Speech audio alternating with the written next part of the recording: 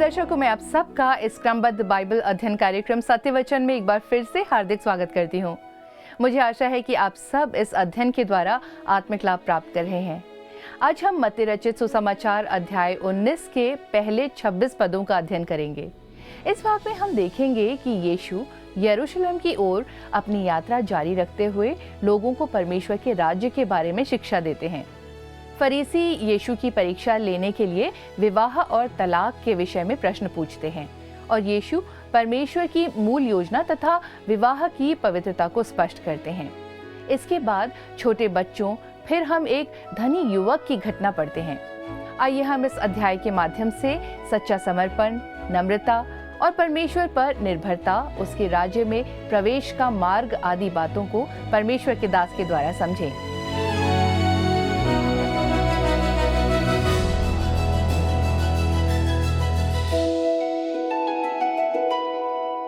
प्रिय मित्रों, नमस्कार।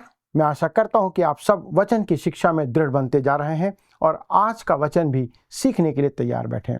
मित्रों, पिछले अध्ययन में हमने छोटे बच्चे के समान बनना, खोई हुई भेड़, कलीसिया में आचरण, क्षमा के लिए यीशु की एक नई शर्त आदि विषयों पर विचार किया था। दोस्तों, आज हम अध्याय 19 पर मनन करेंगे, जिसका विषय है यीशु का यहूदिया में प्रवेश, विवाह के लिए परमेश्वर प्रदत्त स्तर और तलाक का एकमात्र कारण, छोटे बच्चों को आशीष, एक धनवान जवान व्यक्ति से मुलाकात तथा आने वाले राज्य में शिष्यों की उनके पद पर नियुक्ति। इन बातों को हम देखेंगे। दोस्तों, मत्ती के सुसमाचार में अब आगे बढ़ते हुए हमारा ध्यान सुसमाचार के भौगोलिक क्षेत्र पर लाया जाता है। प्रभु यीशु फिर से यहूदिया में प्रवेश करते हैं, जबकि वे क्रूस पर चढ़ाए जाने से पहले अंतिम बार यरूशलेम की ओर बढ़ते हैं। दोस्तों, जो कुछ भी वो करते हैं या कहते हैं, उसमें उनका एक निश्चित उद्देश्य है जो यहाँ पर प्रकट किया गया है। मत्ती 19 अध्याय के पद 1 में जब हम आते हैं तो यहाँ पर हम देखते हैं कि प्रभु यीशु मसीह यहूदिया में प्रवेश करते हैं। जब यीशु ये बातें कह चुका तो गलील से चला गया और यरदन के पार यहूदिया के प्रदेश में आया। दोस्तों, कौन सी बात कह चुका? वे शिक्षाएं जो हमने अध्याय 16 से 18 में देखी थी। जो कुछ उसे गलील में कहना था, वह कहने के बाद वह दक्षिण में अर्थात साउथ में यरदन के पार यहूदिया की सीमा में आता है, अर्थात यरदन नदी के पूर्व के क्षेत्र में। दोस्तों, अब हम उसके भौगोलिक यात्रा की जानकारी प्राप्त करते हैं। कैसरिया फिलिप्पी में उसने घोषणा की थी कि वह यरूशलेम मरने के लिए जा रहा है। वह गलील को गया और वहां उसने अपना समय गलील की झील के आसपास व्यतीत किया। कफरनहूम उसका मुख्यालय था और वह गदेरा को भी पार करके आगे बढ़ जाता है और अब वह यहूदिया की सीमा पर आता है। पद 2 में हम पढ़ते हैं, लिखा है, तब बड़ी भीड़ उसके पीछे हो ली और उसने वहां उन्हें चंगा किया। दोस्तों, यहाँ पर मैं 2 शब्द के साथ रखकर इसके महत्व को आपको बताना चाहता हूँ, जैसे पहले दिया जा चुका है। एक है जनसमूह अर्थात भीड़ और दूसरा है चंगाई। ये सिर्फ थोड़े लोग ही नहीं थे दोस्तों जिन्होंने चंगाई प्राप्त की थी, पर एक जन सैलाब था, एक बहुत बड़ी भीड़ थी। जैसे जैसे समय बढ़ता जाता है, मैं इससे और अधिक प्रभावित होता जाता हूं। दोस्तों, यदि आप विश्वास से चंगाई देने की सेवा करना चाहते हैं, ध्यान से सुनिए, यदि आप विश्वास से चंगाई देने की सेवा करना चाहते हैं तो आपको अस्पताल में जाकर उसे खाली कर देना चाहिए। जब हमारे प्रभु यीशु जिस क्षेत्र में से गुजरे, उन्होंने वहां पर ऐसा ही किया। हर एक बीमार को उन्होंने चंगा किया। यदि कोई चंगाई पाना चाहता था तो वह चंगाई पा सकता था प्रभु के पास आकर के। जनसमूह ने, पूरे की पूरे लोगों ने चंगाई पाई। अब हम आते हैं विवाह और तलाक के विषय पर। यहाँ पर प्रभु यीशु मसीह इस बात को कहते हैं। अब धार्मिक अगुवे उसके पास आकर उससे तलाक के संबंध में प्रश्न पूछते हैं। तब प्रभु ने विवाह और तलाक के विषय में परमेश्वर की योजना को दोहराया और उन्हें बताया। पद 3 में हम पढ़ते हैं, लिखा है, तब फरीसी उसकी परीक्षा करने के लिए पास आकर कहने लगे, क्या हर एक कारण से अपनी पत्नी को त्यागना उचित है? दोस्तों, यहाँ पर फरीसी प्रभु यीशु मसीह को परखने आए थे। वे उससे मूसा की व्यवस्था के विपरीत बोलने का प्रयास कर रहे थे कि वो उसके विपरीत में कुछ बोले। वे एक समस्या को लेकर आए जो उस समय और आज भी एक बहुत बड़ी कठिन समस्या है। प्रश्न यह है, क्या पुरुष के लिए अपनी पत्नी को किसी भी कारण से तलाक देना उचित है? दोस्तों यह आज मसीहियों के बीच में भी एक जीवंत समस्या है, एक बर्निंग प्रॉब्लम है दोस्तों, कि आप इसमें क्या करेंगे। दोस्तों मैं इसे कुछ इस प्रकार से कहना चाहता हूँ या आरंभ करना चाहता हूँ कि परमेश्वर ने मानव जाति को मानव परिवार के कुशल क्षेम के लिए, उसके वेलबींग के लिए कुछ नियम दिए हैं। उदाहरण के लिए परिवार की सुरक्षा के लिए परमेश्वर ने विवाह दिया है। विवाह एक ऐसा संबंध है जो सभी उद्धार पाए और उद्धार रहित मनुष्यों के लिए परमेश्वर प्रदत्त एक आशीष है। दूसरा है मृत्यु दंड की सजा, जिसे परमेश्वर ने देश और समाज की सुरक्षा के लिए सरकार और अधिकारियों के हाथ में दिया है। परमेश्वर ने सबत का नियम भी दिया है दोस्तों, कि मनुष्य सप्ताह में एक दिन काम से विश्राम करे। परमेश्वर ने ये नियम इसलिए दिए कि मनुष्य व्यक्तिगत, पारिवारिक और राष्ट्रीय रूप में सुरक्षित रहे। दोस्तों ये वे नियम हैं जो संपूर्ण मानव जाति को दिए गए हैं, हर एक के लिए। बाद में उसने कुछ चुने हुए लोगों के लिए कुछ विशेष नियम दिए। इस बात को आप ध्यान रखिए। दोस्तों आइए अब हम विवाह के प्रश्न पर गौर करते हैं। दोस्तों यहाँ पर प्रश्न इस्राएल राष्ट्र के संदर्भ में पूछा गया है, परंतु आज हम इसे मसीही समाज के संदर्भ में भी देख सकते हैं। क्या पुरुष के लिए अपनी पत्नी को किसी भी कारण से त्याग देना उचित है? प्रश्न है। आइए हम आगे बढ़ते हैं और पद 4 में पढ़ते हैं। क्या कहता है? उसने उत्तर दिया, क्या तुमने नहीं पढ़ा कि जिसने उन्हें बनाया उसने आरंभ से नर और नारी बनाकर कहा। प्रभु यीशु मसीह उन्हें सृष्टि के आरंभ में ले जाते हैं, जब परमेश्वर ने विवाह को स्थापित किया था।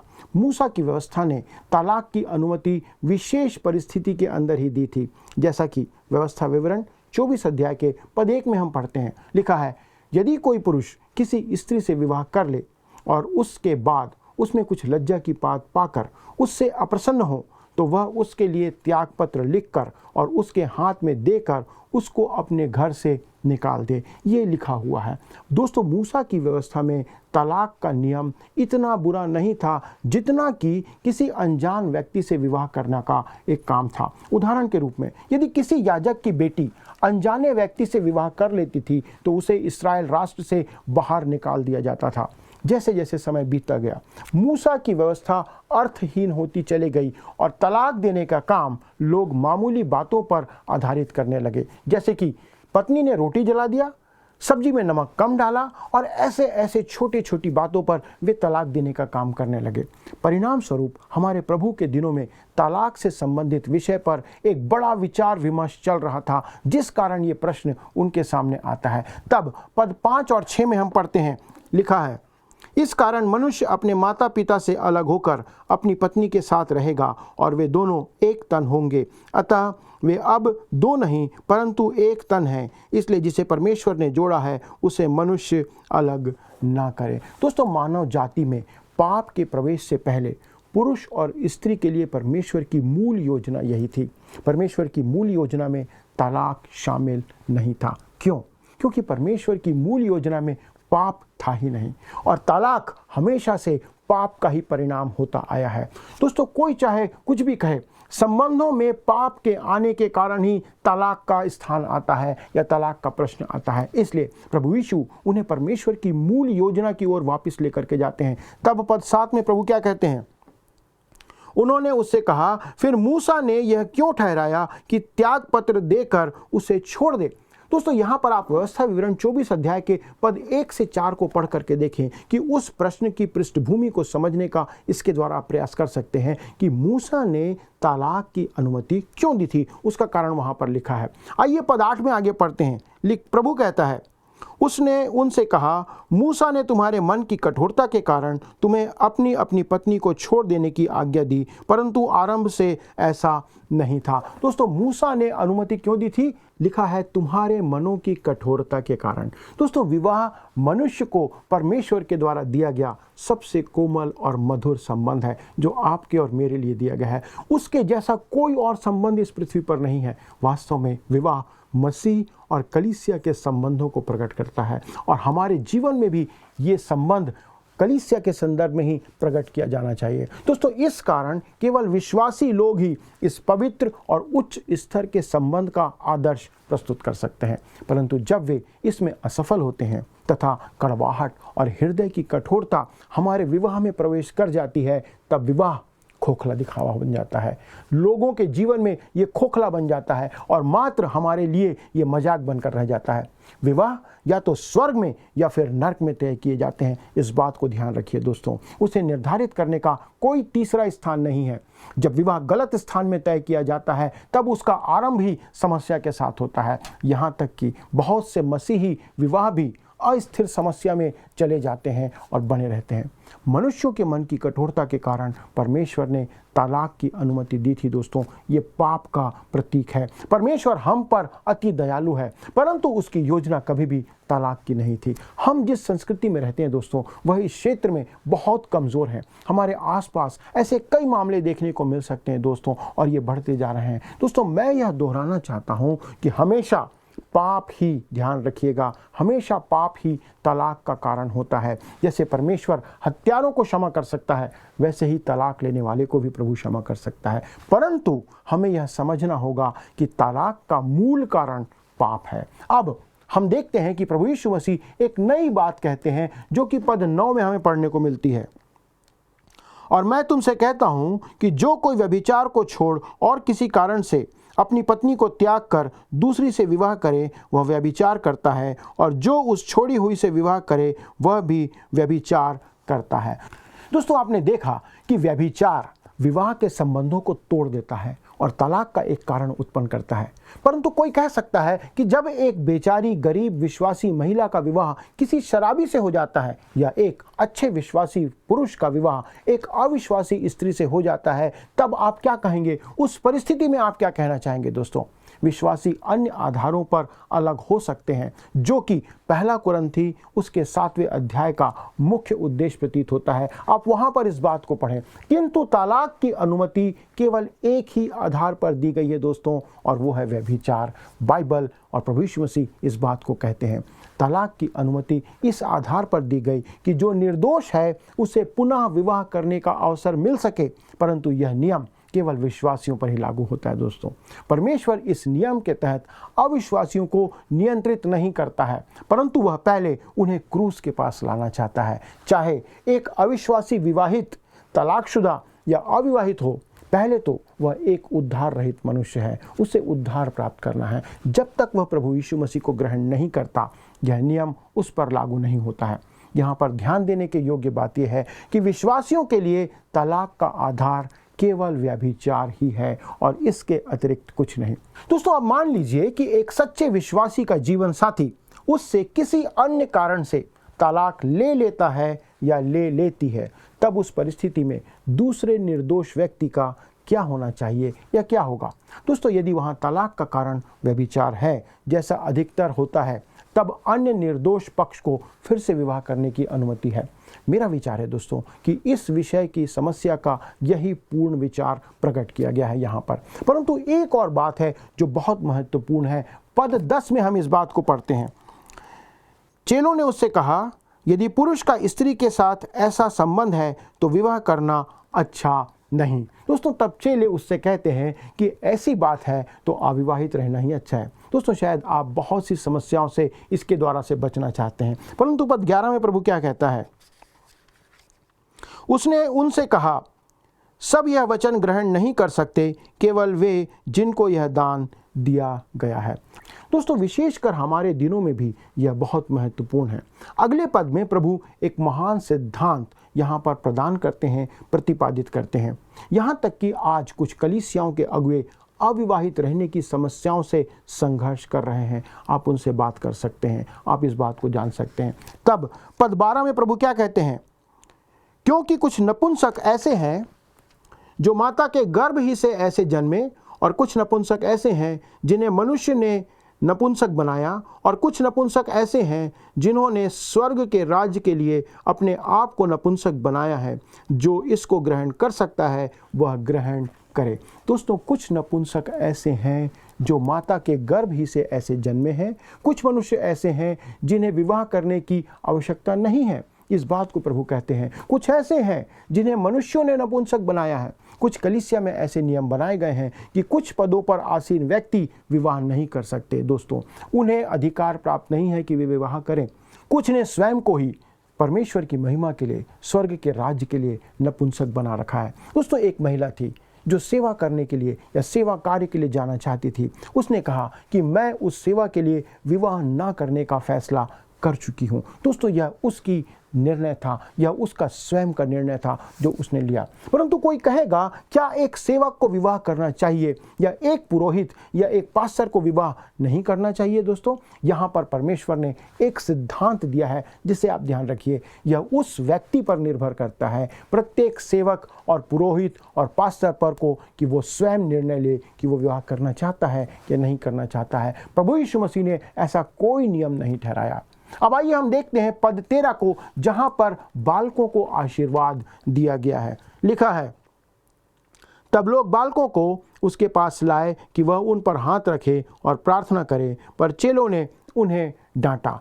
14 में लिखता है, यीशु ने कहा, बालकों को मेरे पास आने दो और उन्हें मना ना करो, क्योंकि स्वर्ग का राज्य ऐसो ही का है। और वह उन पर हाथ रखकर वहां से चला गया। दोस्तों, जिन बच्चों की मृत्यु बचपन में ही हो जाती है, यह अंश उन बच्चों के उद्धार प्राप्त करने के लिए पर्याप्त आधार प्रकट करता है। यह एक सच्चाई है कि यदि उन्हें बाइबल के आधार पर वचन की शिक्षा दी जाए तो कोई भी बच्चा यीशु को कभी अस्वीकार नहीं करेगा। इस बात को याद रखिए। यही एक कारण है कि हमें उन तक सुसमाचार का संदेश पहुंचाना चाहिए। वो शिक्षाएं जो बाइबल में दी गई है उन्हें सिखाना चाहिए। कोई कहेगा, यदि हम उनके बालकपन में ही सभी तक सुसमाचार पहुंचा दें तो सभी व्यक्ति बचाए जा सकते हैं। दोस्तों, ऐसा नहीं है, ऐसा सच नहीं हो सकता, क्योंकि वे आगे चलकर स्वयं की जिम्मेदारी उठाने की उम्र पर पहुंचेंगे, तब उन्हें निर्णय लेना होगा। ये जानकारी उन्हें निर्णय लेने में सहायता करेगी। बालकों को सुसमाचार सुनाने का उद्देश्य यह है कि जब वे निर्णय लेने की उम्र में पहुंचे तब वे उस समय मसीह के लिए सही निर्णय ले सकें। ये उसका कारण है। दोस्तों, इस बात का अनुसरण करना महत्वपूर्ण है। दोस्तों, एक बार एक पास्टर ने अपनी बेटी से इस प्रश्न को बार बार पूछा, कई बार पूछा। तब उसकी बेटी ने अपने पिता से कहा, पापा, आप क्यों मुझसे यह प्रश्न बार बार पूछते हैं कि क्या तुम प्रभु पर विश्वास करती हो, प्रभु पर भरोसा करती हो कि नहीं? तब पास्टर ने अपनी बेटी से कहा, बेटी, बस मैं सुनिश्चित करना चाहता हूं कि तुम विश्वास में हो कि नहीं हो। वास्तव में दोस्तों, जब वे निर्णय लेने की उम्र में पहुंचेंगे तब ही वे सही निर्णय लेंगे। इस बात को हमें ध्यान रखना है। बालकों को सुसमाचार सुनाना अति आवश्यक है कि जब वे निर्णय लेने की उम्र में आए तो सही निर्णय ले सकें। दोस्तों, यह बहुत रोचक है कि प्रभु तलाक के विषय के तुरंत बाद बालकों के बारे में बात करता है, क्योंकि किसी भी तलाक में दोस्तों याद रखिएगा, बच्चे सबसे ज़्यादा प्रभावित होते हैं। कई बार हमें केवल बच्चों के भविष्य और उनकी परवरिश के लिए तलाक से दूर रहना चाहिए दोस्तों, या रहना पड़ता है। जब प्रभु ने कहा बालकों को मेरे पास आने दो, तब यह उस दंपत्ति का कार्य है, उस विवाहित जोड़े का कार्य है, विशेषकर मसीही दंपत्ति का, कि वे अपने बच्चों के लिए परिवार को एक साथ बनाए रखने की पूरी कोशिश करें, पूरा प्रयास करें। दोस्तों, आज टूटे और तलाकशुदा परिवारों के बच्चों में से ही बाल अपराधी और जवान अपराधियों का अधिकांश भाग या प्रतिशत देखने को मिलता है। दोस्तों, आपको यह सुनकर आश्चर्य होगा कि कितने ऐसे बच्चे माता पिता के तलाक, अलग हो जाने के कारण मसीह से दूर हो गए हैं, परमेश्वर से दूर चले गए हैं। ये उनका जीवन बर्बाद कर रहा है। यह बहुत ही महत्वपूर्ण बात है दोस्तों कि यीशु तलाक और बच्चों के प्रति अपने प्रेम, अपनी चिंता को एक साथ जोड़ते हैं और उसके तत्काल बाद इस बात को प्रभु यहाँ पर रखते हैं। अब आइए हम देखते हैं पद 16 और 17 में कि यहाँ पर प्रभु यीशु मसीह उस धनी युवा प्रशासक के बारे में क्या कहते हैं। 19 का पद 16 लिखा है, एक मनुष्य यीशु के पास आया और उससे कहा, हे गुरु, मैं कौन सा भला काम करूं कि अनंत जीवन पाऊं? उसने उससे कहा, तू मुझसे भलाई के विषय में क्यों पूछता है? भला तो एक ही है, पर यदि तू जीवन में प्रवेश करना चाहता है तो आज्ञाओं को माना कर। दोस्तों, यह जवान प्रभु यीशु मसीह के पास आता है और उसे उत्तम गुरु कहकर संबोधित करता है। वह यह मानने को तैयार है कि प्रभु यीशु मसीह अच्छा है, उत्तम है, परंतु शायद यीशु के शत्रु इस हद तक ना जाना चाहते थे। प्रभु कहते हैं, तू मुझे उत्तम क्यों कहता है? प्रभु कहते हैं कि भला तो एक ही है केवल एक ही उत्तम है, केवल परमेश्वर। प्रभु उस जवान से कहना चाह रहे थे, यदि तू मुझे भला समझता है तो कारण है कि मैं परमेश्वर हूँ। इस बात को यहाँ पर साबित करना चाहते हैं प्रभु उसके विचारों को उस दिशा में प्रवाहित कर रहे थे, मोड़ रहे थे कि वह जवान उसे अर्थात यीशु को परमेश्वर के पुत्र मसीह के रूप में जाने और उसे ग्रहण करे। तब पद 18 से 20 में हम आगे पढ़ते हैं, लिखा है, उसने उससे कहा, कौन सी आज्ञाएं? यीशु ने कहा, यह कि हत्या ना करना, व्यभिचार ना करना, चोरी ना करना, झूठी गवाही ना देना, अपने पिता और अपनी माता का आदर करना और अपने पड़ोसी से अपने समान प्रेम रखना। उस जवान ने उससे कहा, इन सब को तो मैंने माना है, अब मुझ में किस बात की घटी है? दोस्तों, वो जवान कहता है कि वह सभी आज्ञाओं का पालन करते आ रहा है। प्रभु उससे 10 आज्ञाओं के अंतिम भाग की ओर ले जाता है, जहां मनुष्यों का दूसरे मनुष्य के साथ संबंध प्रकट किया है।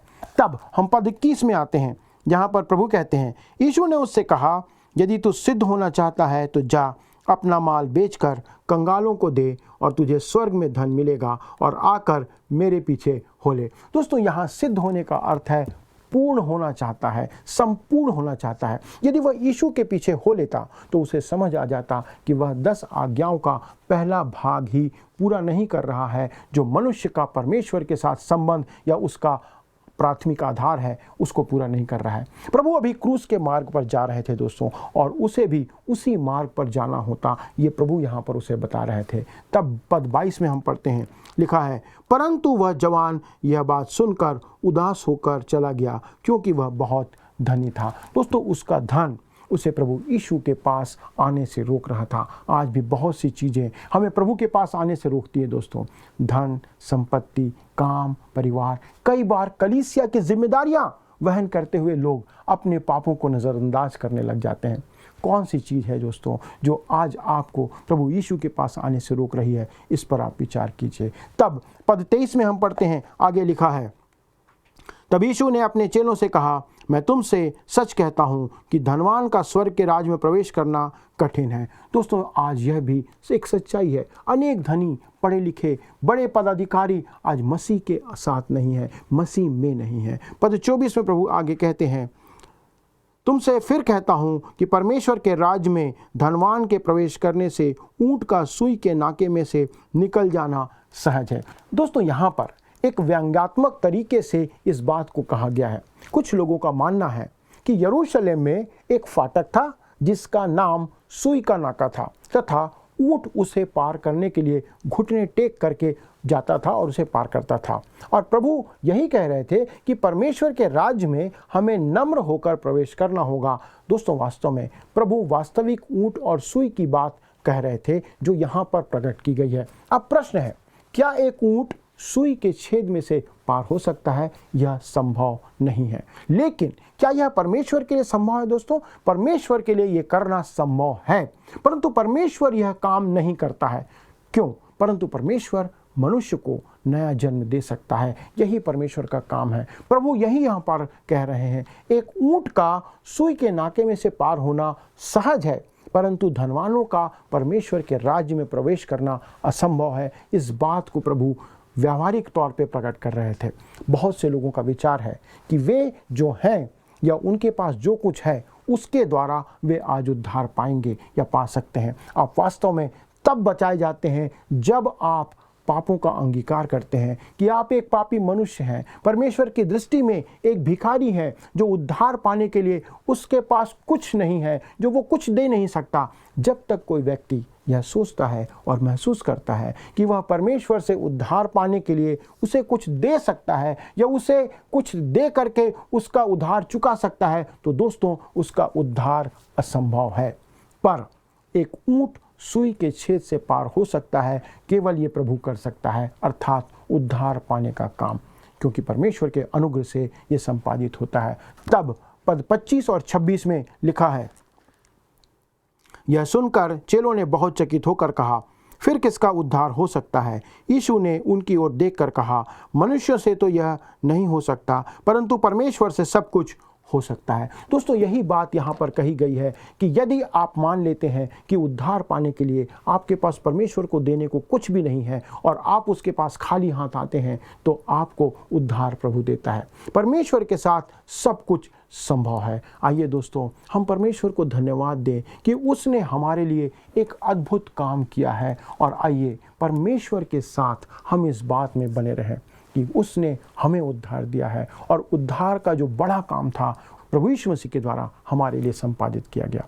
आइए धन्यवाद के साथ हम इस अध्ययन को समाप्त करें। स्वर्गीय पिता, हमारे प्रभु यीशु ख्रीस्त के पवित्र और सामर्थी नाम में आपके सन्मुख आते हैं। धन्यवाद देते हैं प्रभु कि आपका अनुग्रह हमारे जीवन में उद्धार को लाता है। प्रभु, हम आपको क्या दें कि हमें उद्धार प्राप्त हो। प्रभु, हमारे पास कुछ भी नहीं है, हम छूछे हाथ आते हैं, खाली हाथ आते हैं प्रभु, और अपने आप को आपके सन्मुख रखते हैं। प्रभु, अनुग्रह करना कि हमारे सारे दर्शकों को ये बात समझ आए प्रभु कि हमारे पास कुछ भी नहीं है जो आपको दे सकें। प्रभु, हम आपके सामने भिखारी के समान हैं, परंतु फिर भी प्रभु आप अनुग्रह करते हैं और हमें उद्धार को इस रीति से प्रदान करते हैं कि हमें परमेश्वर की संतान बनने का आप वादा देते हैं। प्रभु, इस उद्धार के लिए धन्यवाद देते हैं। प्रभु, अब तक जिन लोगों ने उद्धार प्राप्त नहीं किया, पापों की क्षमा प्राप्त नहीं किया, प्रभु हमारी विनती है प्रभु कि वे आज ही इस प्रार्थना के द्वारा आपके निकट आएं और आपसे उद्धार को प्राप्त करें। धन्यवाद के साथ विनती को प्रभु यीशु ख्रीस्त के नाम से मांगते हैं, आमीन। प्रिय मित्रों, मुझे पूरा विश्वास है कि आज का अध्ययन आपके लिए आशीष का कारण था। अगले प्रसारण में हम इस अध्ययन को आगे बढ़ाएंगे। तब तक परमेश्वर का अनुग्रह आप पर, आपके पूरे परिवार पर बना रहे। प्रभु आपको आशीष दे। प्रिय मित्रों, आज के अध्ययन से हमने सीखा कि परमेश्वर विवाह को पवित्र और स्थायी संबंध के रूप में देखते हैं। यीशु ने ये भी सिखाया कि हमें छोटे बच्चों जैसी नम्रता, विश्वास और सरलता के साथ परमेश्वर के पास आना चाहिए। धनी युवक की घटना हमें चेतावनी देती है कि सांसारिक धन और आत्मनिर्भरता हमें परमेश्वर से दूर कर सकते हैं यदि हम उन्हें उससे अधिक महत्व देते हैं। यीशु ने स्पष्ट किया है कि मनुष्य के लिए उद्धार असंभव है, परंतु परमेश्वर के लिए सब कुछ संभव है। ये भाग हमें अपने जीवन की प्राथमिकताओं की जांच करने और पूरे मन से मसीह का अनुसरण करने के लिए प्रेरित करता है। मुझे विश्वास है कि आप सब आज के अध्ययन के द्वारा महत्वपूर्ण बातों को सीख पाए हैं। पिछले प्रश्न का उत्तर है सी, बचाने। मत्ती रचित सुसमाचार 18 अध्याय में खोई हुई भेड़ का दृष्टांत भेड़ को बचाने पर केंद्रित है। आज के अध्ययन पर आधारित प्रश्न है, बाइबल की शिक्षा के अनुसार पति पत्नी के बीच तलाक का मुख्य कारण डैश है। ए, ससुराल वाले, बी, पत्नी का काम न करना, सी, पति की बुरी आदतें, या फिर डी, पाप। मित्रों, इस प्रश्न का उत्तर हमें कल सुबह 6 बजे से पहले विकल्प ए, बी, सी या डी के साथ अपना नाम, पता, स्थान के साथ 9651433397 96514 33397 पर SMS या WhatsApp करें। मित्रों, यदि आप इस अध्ययन को दोबारा सुनना चाहते हैं तो स्क्रीन पर दिए वर्ड रिसाउंड्स टुडे हिंदी लिखकर आप हमारे YouTube पर सुन सकते हैं। अधिक जानकारी और प्रार्थना के लिए आप दिए गए नंबर 9651433397 96514 33397 पर जरूर कॉल करें। हमारे परामर्शदाता आपकी सहायता के लिए सदैव तत्पर हैं। प्रभु आप सभी को आशीष दे। क्या आपको यह कार्यक्रम पसंद आया? अभी हमें एक मिस कॉल करें और आप अगले विजेता हो सकते हैं।